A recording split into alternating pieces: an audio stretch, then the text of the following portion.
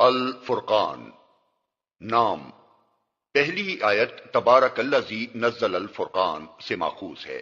یہ بھی قرآن کی اکثر سورتوں کے ناموں کی طرح علامت کے طور پر ہے، نہ کہ عنوان مضمون کے طور پر۔ تاہم مضمون سورہ کے ساتھ یہ نام ایک قریبی مناسبت رکھتا ہے، جیسا کہ آگے چل کر معلوم ہوگا۔ زمانہ نزول، انداز بیان اور مضامین پر غور کرنے سے صاف محسوس ہوتا ہے کہ اس کا زمانہ نزول بھی وہی ہے جو سورہ مومنون وغیرہ کا ہے، یعنی زمانہ قیام مکہ کا دور متوسط۔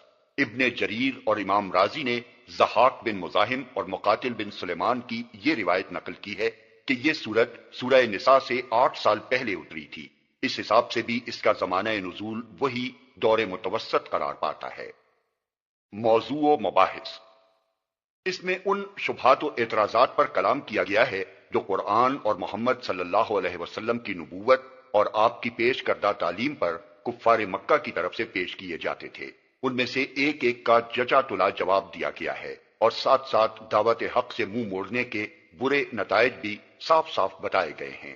آخر میں سورہ مومنون کی طرح اہل ایمان کی اخلاقی خوبیوں کا ایک نقشہ کھینچ کر عوام الناس کے سامنے رکھ دیا گیا ہے کہ اس کسوٹی پر کس کر دیکھ لو کون کھوٹا ہے اور کون کھرا۔